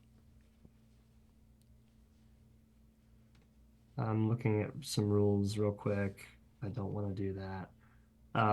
Wilvan is going to he's going to be right on Orgoth's tail coming out the door. So he's got a clean shot, and he takes out his longsword and takes a real big kind of wind up onto a back leg and just like starts unleashing these like and all these different angles of his sword. As he's like kind of running in to him, and he is casting Steel Wind Strike for the first time. Ooh. I am choosing 5 creatures, so about 5 of the 6. And I have to make a melee spell attack. Give me a hot second. Yeah, that's a 27 to hit. Yeah, for sure. I mean, they're wearing rags. I mean, and that is going to be 6d10. So give me just a second here. All right, Wilvan, dang. Wilvan's on playing around. Each of them takes 28 force damage. nice. 5 of them. No save? No save. Nice. And so Wilvan does that. He's like brandishing his sword as he's running toward the crowd of them. Mm-hmm. And then the last part of the spell is I can then teleport to an unoccupied space within 5 feet of one of the targets I hit or missed. So I'm gonna get in right in next to the couple, Yeah. kind of like on one knee, Yeah. as a shield Protective, between yeah. the last one. Okay.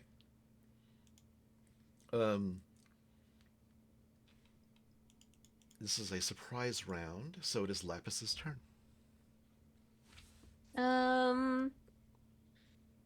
Wilvan jumped in towards them. Yeah, like boop, boop, like almost like a little teleport, shadow step. I was like so imagining Wilvan like jumping out of the window, like from going like. North only opened it like yay much for her arrow, so I kind of opened it to sit on the edge of it, just like comfy. Well, Orgoth was better cover on the way out. Okay.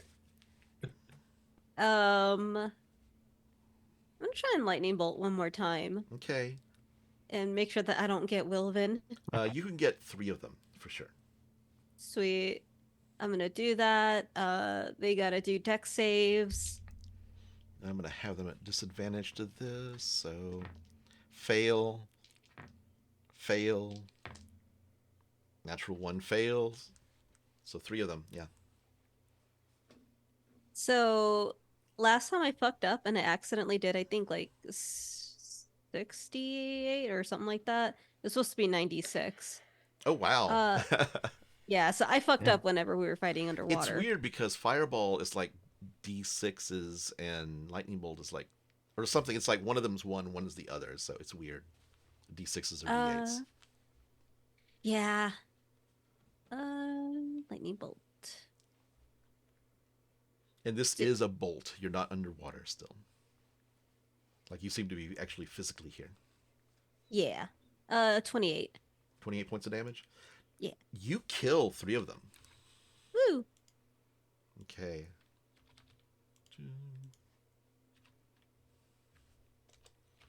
The lightning bolt just rips through them, throwing them away.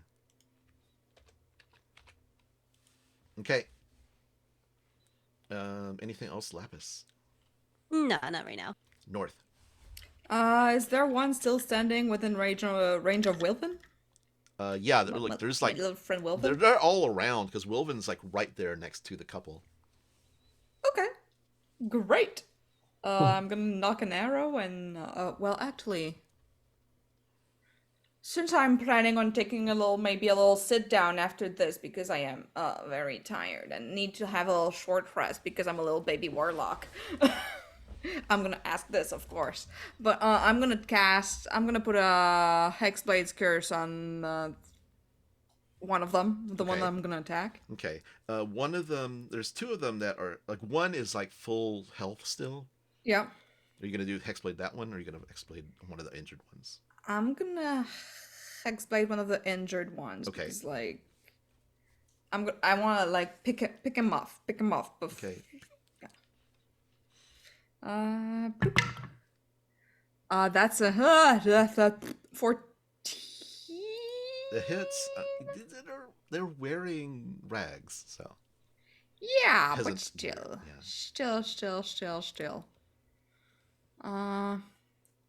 Okay. So that is this and that. So that's there's a +4 to that, so 8, 12, 17, 27, 27, 31, 35 Okay, yeah, piercing damage. yeah, like straight to the throat. Shoot. And I'm gonna sit there and just knock another arrow. Okay, 2 left. Oh, and I regain 3 hit points because it's dead. Okay. Orgoth, You come raging out the door, like break the door down. It dramatically like cracks open with a huge How burst. far are And they? there's 2 left. They're away? just outside. They're maybe like 20, 30 feet away. So you can get there easily. Amazing. I'm going to I don't think I was intending to do this, but it happens. Like Orgoth comes to the door hot and he's like, no one hits mamas. And he just like, so he's gonna rage. Mm-hmm. I'm gonna burn my second rage. And he runs 20 feet towards the one that hasn't been hit yet. Okay. First melee attack, I'm going to and I'm gonna reckless attack. Okay. Because I want to be at advantage. Because I want to super hit this guy. And we'll see. I think 14 plus 7, 21. Oh, sorry, 23, because I'm plus 9. That hits, yeah. So it's 23 damage. I'm gonna do that'll do 11 points of bludgeoning. Mm-hmm. I will apply the crusher feat. Okay. I will move him 5 feet up. Okay. It's happening. Then I'm gonna like coil down, spring upwards for my Okay. second attack. Okay. Because it's Skullcrusher time. Net 20. Oh, yeah! What a time to get one. That's let's see. It's been a while since I've done that. So then I'm going to that's gonna be those are good rolls too. So do I apply the plus? Do I apply the no? The plus goes Plus on is afterwards. the- The yeah, die rolls, right? Die rolls are, So that's yeah. So that's 14 plus 7, 21 bludgeoning, and then I'm going to do a pushing attack Mm-hmm. as well. So it makes a DC 16 strength save. That's a fail. A All natural right, 1. and it takes another 7 points of bludgeoning damage. Okay. It goes another 15 feet in the air, and as Orgoth lands, it drops 20 feet to take another 2d6 of falling damage. So it takes 12 more points bludgeoning. And That's- the body just lands like boom onto the ground and stops moving. There's 1 left. Action surge. Action surge. And like Orgoth drops in the superhero pose, like right next to Wilvan. And I'm going to end combat there because it's 6:23. But the That one was just remaining guy. surprise round. Yeah, that was a surprise round. that's the surprise. The one remaining farmer like scrambles back. He's like, "You're one of them. You're one of them," looking at all of you, and just takes off running away from the farmhouse. The parents battered and bruised. The mama has a broken arm, is holding it close to her body. Looks back. They stand up and they come up to all of you, saying, "Actually, who's out there?" It's like Wilvan and Orgoth. So they just look at you. Laphus and North are in the house. Sitting at the window. Yeah. They look directly at you, Wilvan and Orgoth. "Get back inside, Alex. Everything's all right. They just don't understand."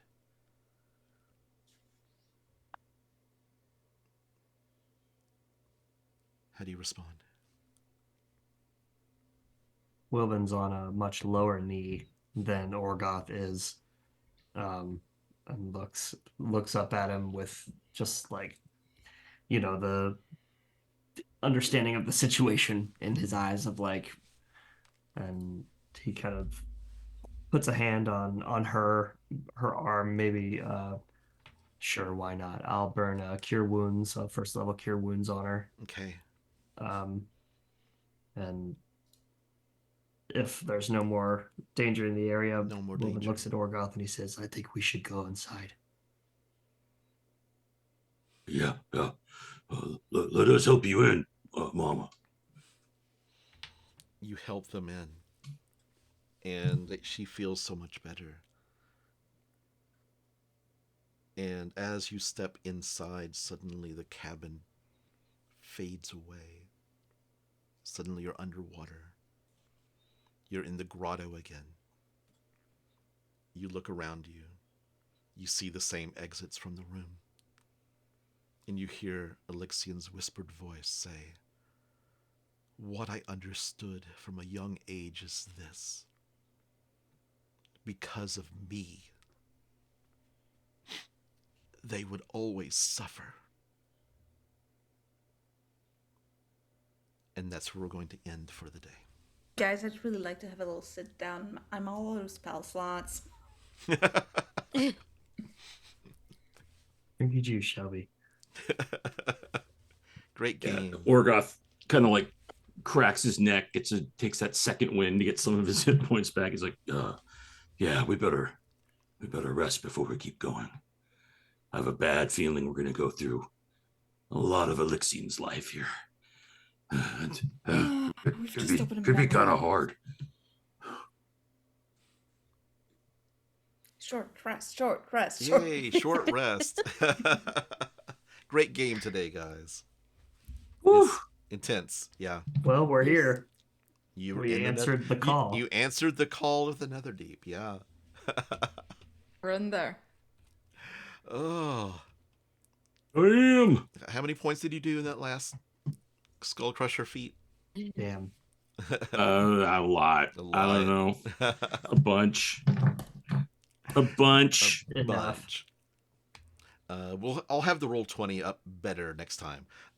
It just wasn't working for me, and it'll be a lot easier if I do like smaller maps and stuff and take you to them. But let's go around and do a wrap up. Hey everybody, this is Bill. You can find me, I don't know, somewhere at Bill Freakin' Roper. YouTube, go to YouTube. That's a good spot. I'm putting a bunch of stuff up on YouTube. Try YouTube. I'm usually on YouTube. And of course here, pretty much almost every Wednesday, doing this very intense. Today felt very, like combats have gotten, I don't know, like they feel so serious right now. Well, oh you my God. are Like, level 10 now. Yeah, they seem to have leveled up as well. Mm-hmm. yeah, I mean, that should give me some comfort, right? Like, oh, I'm level 10, but it's like, oh God, doing math better on my defenses would help. But this is amazing. I'm like so excited. I don't remember the last time I've played where I've gotten this far, this long with a character, and I love how we've all grown together. And it felt like teamwork was making the dream work today. Oh, yeah. Woo, woo. For real. That was awesome. Hey everyone, this is Jaiden. I was playing Laphus. God. Find me on the Discord, hanging around. We're usually talking about random shit, and I'm not gonna say too much. I need a cough. Folks, thank you for tuning in. This is Ross, been playing Wilvan. You can find me on Instagram at GriffRM. I'm not going to try to sell you anything today. I'm just going to thank you very much for being here, for listening, for sticking with us for this long. Whether you got here from the Discord, from a friend, it doesn't matter. We are just glad that you're on the journey with us, and I'm very excited about what's coming up next. Yeah, I said I'm not going to sell you anything, so that's it. I'm done, period. Everyone, this is Jamie. I'm gonna sell you shit. Sell. I've been playing North Eladrin Roguelike Fighter. I don't know anymore. It's just like a weird multi-class. One more class. It's fun to Go play. for all of It's them. fun to play. Yeah, I gotta catch them all. You can find me on the socials at Steelclad Vicar. And you know what? If you like what you hear, if you want to encourage us, if you have a little moolah that you would like to spend at the beginning of the month, I think it's the beginning of the month, Patreon. Well, we do have 3 tiers on Patreon. We have early access to our 2 campaigns. So you have Rime of the Frost Maiden, and we have Call of the Netherdeep, which you, yes, can catch here. But if you want to rewatch or re-listen, we have early access there in podcast form as well. We also have fun stuff like short stories. We have Fang's Journal, and all fun of crazy stuff. Also, we have a Patreon exclusive channel in the Discord if you want to join us there. We bounce a lot of ideas off the Patreon channel Yes, first. indeed. We a lot of our trajectory is often steered by our patrons. So yeah. if you want that inner look, join us. Yeah. And my name is Ron Murphy. You can find me on Twitter or Blue Sky at Ronnie Keys RBDM. Please follow us on Twitter, Blue Sky, Instagram, YouTube, TikTok at Severed Studios, some form of that. Also on YouTube, we're releasing video podcast episodes, starting with episode 1. Two are out so far, of Rime of the Frost Maiden, original Severed Sons podcast. So you get little visual, little beautiful vista of Icewind Dale as you're listening to the original gang mess with Arl a little bit. So anyway, please share us with all your friends. Thank you to Wizards of the Coast, Gang at Critical Role, and to all our listeners and our fans. Keep on rolling, everyone, and bye. You choose the future.